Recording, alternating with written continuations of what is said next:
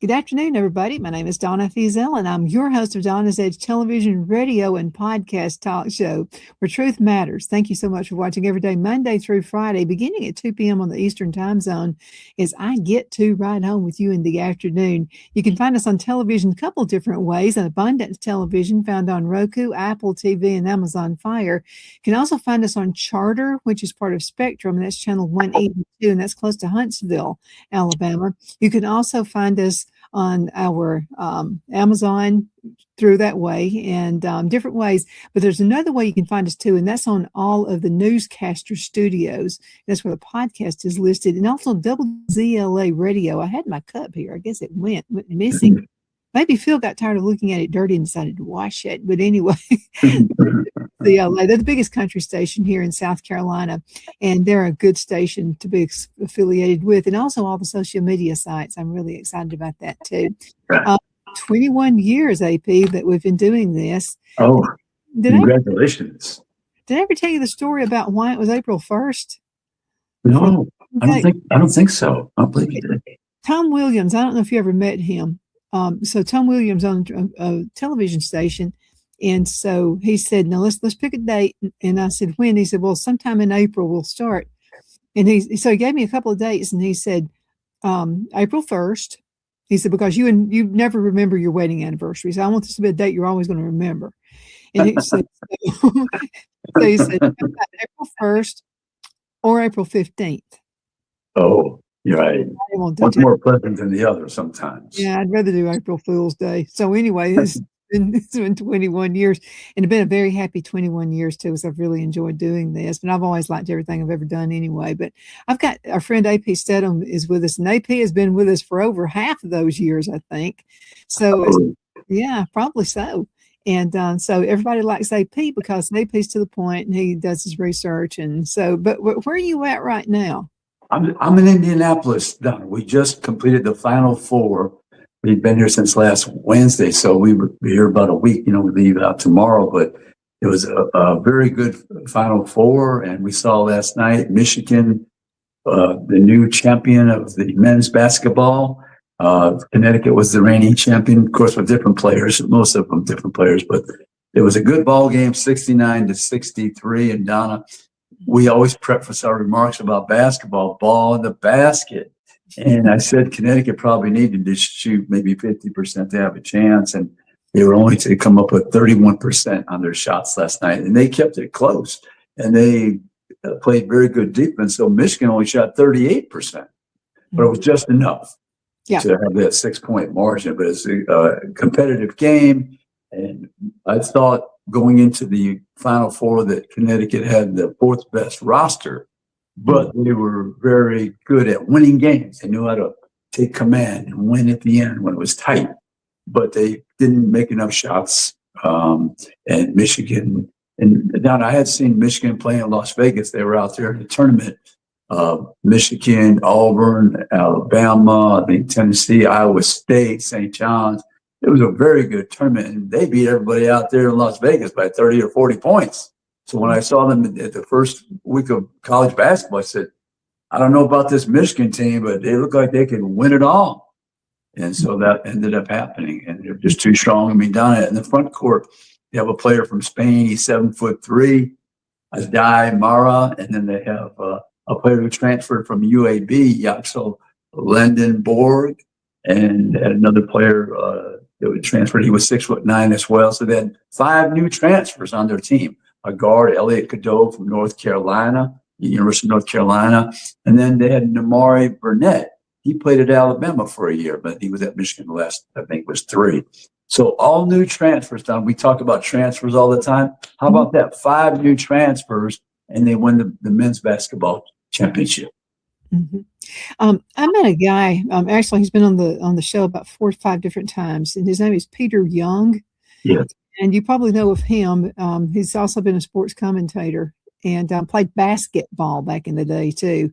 This guy's gigantic tall, and now he's an author and a speaker as well. So anyway, that's somebody you might want to hook up with. He talks basketball about everything. Basketball.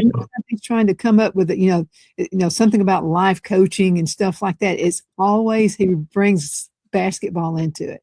Yes. Yeah. Well, all coaches, they have various things in common because you're trying to manage people, and that never changes. If you have the ability to manage people, you have a chance. If you don't, you better find somebody on your staff that has that ability. Right. And sometimes from what I hear, it could be almost like herding cats. So, I mean, Right. I can imagine that would be something. You got to get everybody on the same time frame too. I mean, you got to, that's what a team is all about. Yeah. Basketball, Don, of all the sports, you need chemistry. And you say, how can you explain chemistry in basketball? Well, there's a little friction and you're coming down on the fast break. There's somebody to your left and somebody to your right. If you had an argument and don't get along with somebody to your right, you might either consciously or subconsciously pass it to the left, and it should be passed to the right. So that's why you're trying to have good chemistry on basketball. You don't have to like everybody, but you must get along and do the best for your team. Pass them the ball if they're open. That's required. Well, it's all about a team. Everybody gets along with each other. But you've also got to know the strengths and the weaknesses from all of your team members as well. So if you got somebody who can really shoot that ball, I mean, yeah, that'd be my number one person. There you go. I'm passing it on to you. Right. Yeah. The placement of the ball. What do they like it high so they can catch it and shoot it? Can you throw a bounce pass? Are they able to catch a bounce pass? Do you throw it low, possibly? Big people, a lot of times you want to make sure you're real careful with the pass so they're not bending down, losing their strength of being tall. You want to throw it to them high primarily so they just catch it and shoot it when the ball's up high. So yeah, there's all these little nuances in basketball when you're getting them the ball, just like a receiver in football. Who can you throw up, drill it in there with a hard pass? Somebody might have to throw with touch. Some players just get them the ball. It doesn't matter. They'll catch it. They'll grab it out of the air, no matter the circumstance. Yeah.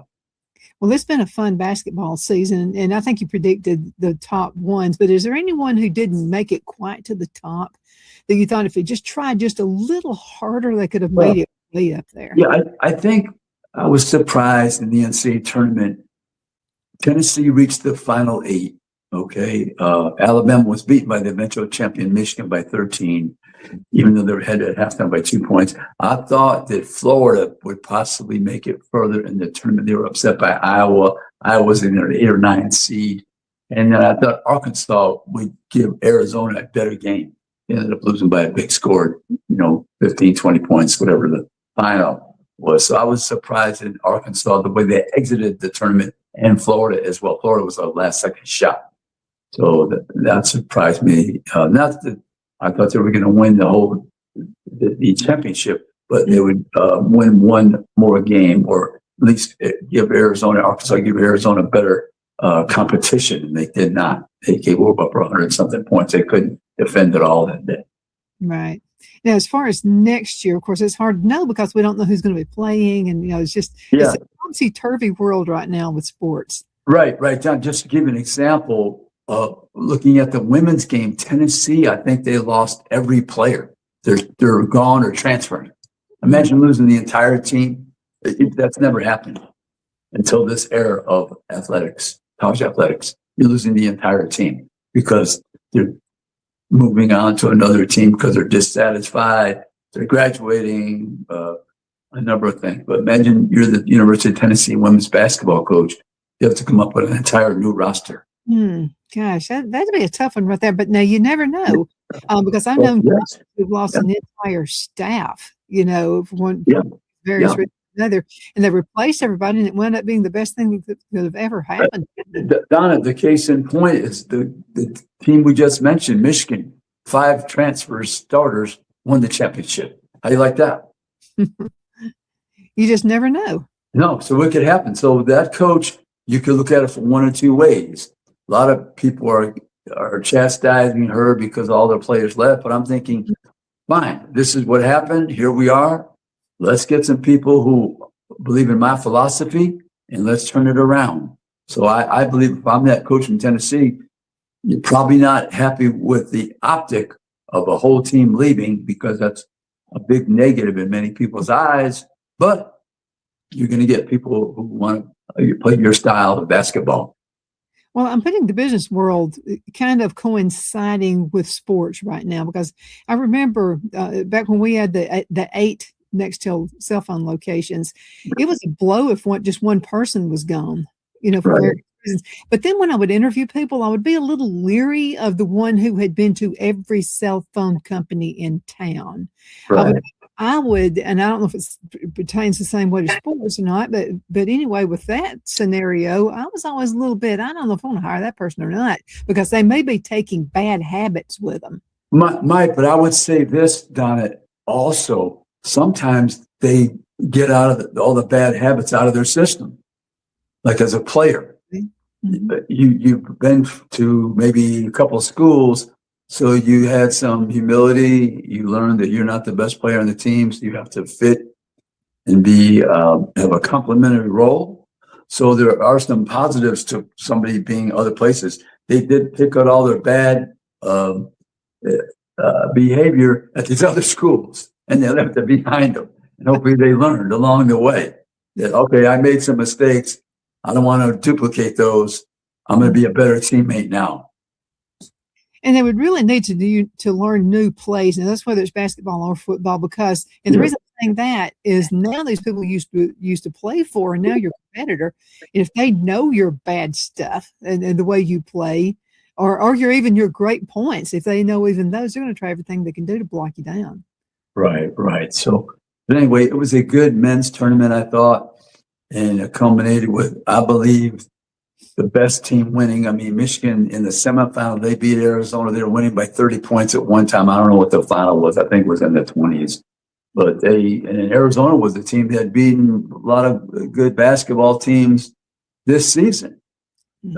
So I was really surprised in that semifinal how they ran away with it and beat Arizona, because most people said that the winner of that game will be the eventual champion. And that's what happened. Michigan ended up being University of Connecticut. Connecticut beat Illinois, a team they had beaten by over 10 points in New York City earlier in the season. There were two different teams because some of the players didn't compete that day, and some players, like the freshman from Illinois, he became an All-American. He didn't even play that much in that game. So, but it was a good Final Four. There you go. Let's go into a commercial break. We'll be right back in just a few minutes. Everybody hang in there. Twin City Used Car Sales has been serving drivers in the Northeast Alabama area for years with a quality selection of late model used cars, SUVs, and pickup trucks. On top of our extensive selection and competitive prices, we offer professional auto financing services for used car buyers of all credit levels. Whether you've just begun your search or you're ready to secure your next vehicle, at Twin City Used Car Sales, you will drive away with the vehicle of your dreams. The sales and finance staff at Twin City Used Car Sales looks forward to serving you, and you can apply for financing online before your visit to our used dealership in Gadsden, Alabama. Check us out on the web at twincityusedcars.com or go by our location at 901 First Avenue, Gadsden, Alabama. We sincerely look forward to serving you.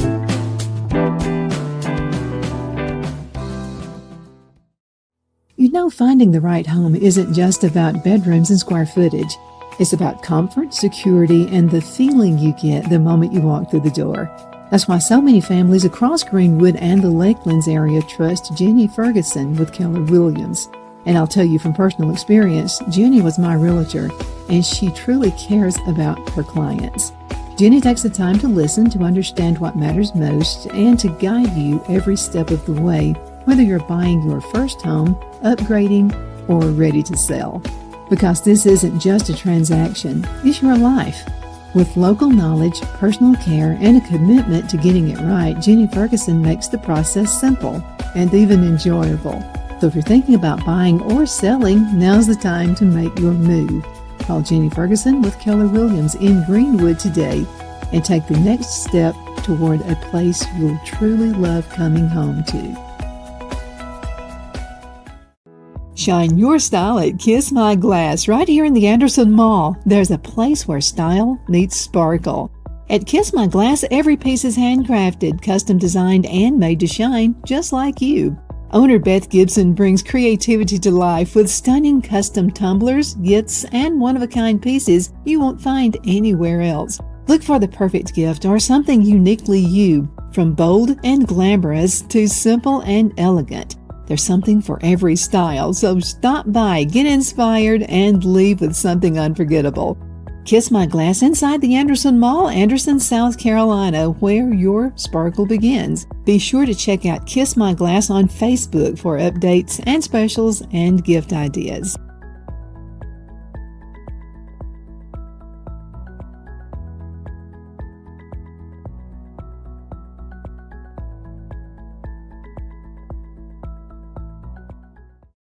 Good afternoon, Sunshine. Medical Minute brought to you by Dr. Chuck with Lakeland's Chiropractic, where an ounce of prevention is worth what? A pound of cure. So what is the Beamer? Okay, now the Beamer uses very gentle pulse to electromagnetic signals. This will stimulate healthy muscles and it supports the temporary blood flow. Now let's talk Beamer and circulation support. Now the Beamer gently supports natural circulation in healthy muscles. Now that's what I call natural health. Thank you so much for watching your Medical Minute brought to you by Dr. Chuck. You know who he's with. He's with Lakeland's Chiropractic, where an ounce of prevention is worth what? A pound of cure. I hope you have a super duper awesome rest of the afternoon. You take care.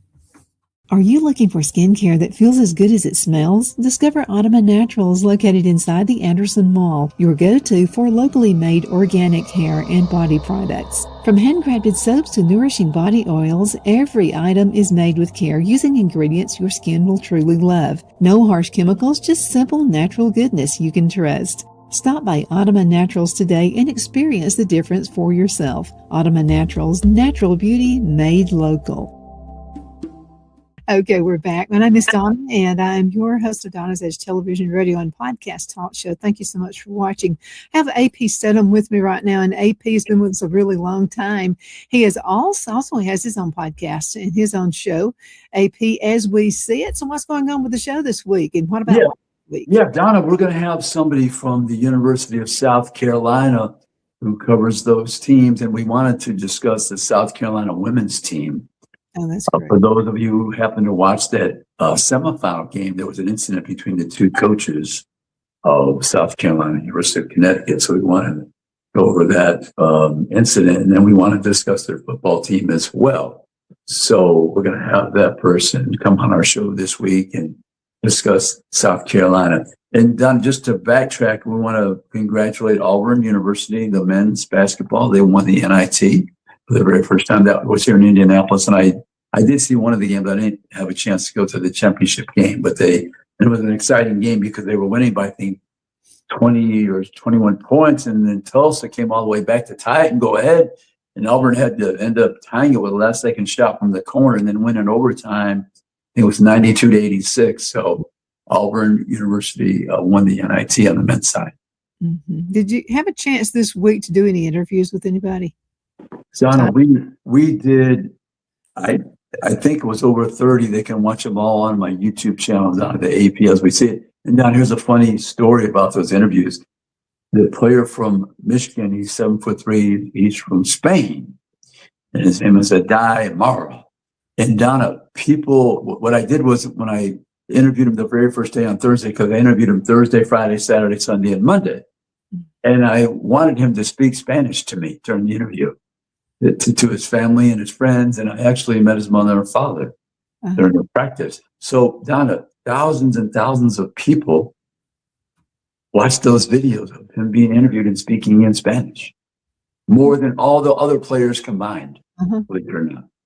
I didn't realize that would happen. Did you understand a word he said? No, not a word. Not a word. But he was always, every day he would see me and he would know that I want to would want him to speak Spanish to his family, his friends, and his country. So that was fun. Yeah, and at the end of the game last night, he was wearing the flag from Spain. Yeah, and he was very friendly, 7'3". And Donna, believe me, when you try to interview somebody 7'3" and they're standing, your neck is you're like you're looking at a skyscraper. How would you aim the camera? I mean, it would really be hard to do. Yeah, yes, you have to put the camera at an angle, Donna, because it's not most of the time. The players I can have it pretty level, but you have to have it at a certain angle.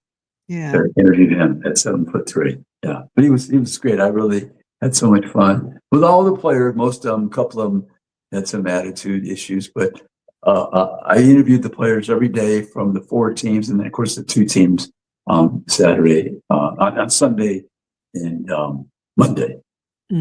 After the championship game and before the championship game, so they can watch all those interviews.